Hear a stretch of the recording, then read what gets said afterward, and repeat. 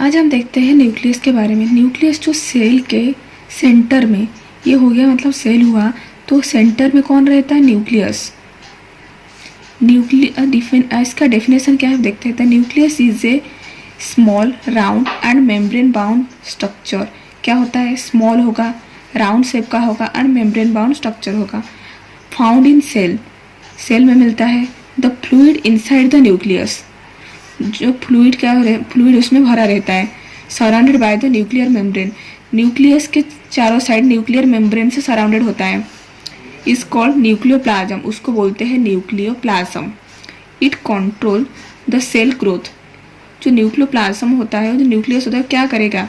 Control करेगा cell का growth and reproduction. Cell का ग्रोथ और रिप्रोडक्शन को कंट्रोल करता है। बिकॉज, क्यों कंट्रोल करेगा?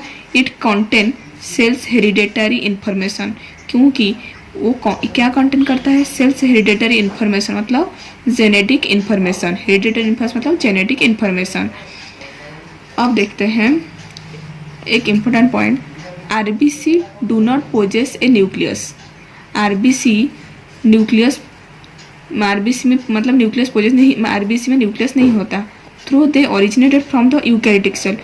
सब यूकैरियोटिक सेल में न्यूक्लियस प्रेजेंट होता है, लेकिन आरबीसी यूकैरियोटिक से जनरेट होने के होता है, लेकिन उसमें न्यूक्लियस प्रेजेंट नहीं होता। अब देखते हैं वो जो न्यूक्लियस पड़े उसका फंक्शन क्या है, वो क्या काम करता है। पहला फंक्शन है it contains the cells hereditary information.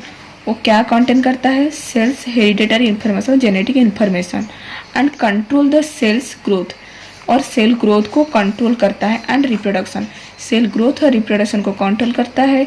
और कंटेन क्या करता है? हेरिडेटरी इन्फॉर्मेशन को कंटेन करता है। सेकेंड फंक्शन है the nucleus has been clearly explained as a membrane bound structure.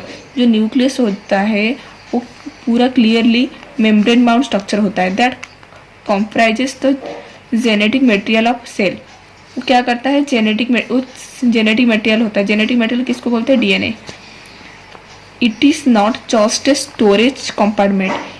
ये एक स्टोरेज कंपार्टमेंट बस नहीं हो, मतलब ये ऐसा है, it is not a just storage compartment. ये जस्ट एक स्टोरेज कंपार्टमेंट नहीं है फॉर डीएनए। डीएनए के लिए एक स्टोरेज कंपार्टमेंट नहीं है, but also happens to be the home of some important cellular process. ये जो क्या होता है, घर जैसे होता है। Some important cellular process, important cellular process के लिए ये घर जैसे होता है, बस स्टोरेज नहीं होता डीएनए के लिए। और उसका fourth point, first and foremost it is possible to duplicate once DNA in the nucleus. इसका पहला और सबसे मोस्ट फंक्शन ये है कि it possible to duplicate once DNA. ये डीएनए का डुप्लीकेट बनाता है, मतलब सेम जैसे in the nucleus. This process named DNA replication.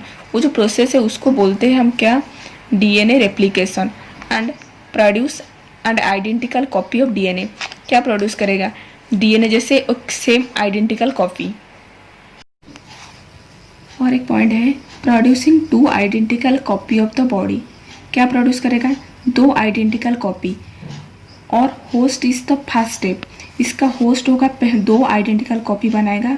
जो होस्ट होगा वो फर्स्ट स्टेप होगा in the cell division, where every new cell will get its own set of instruction.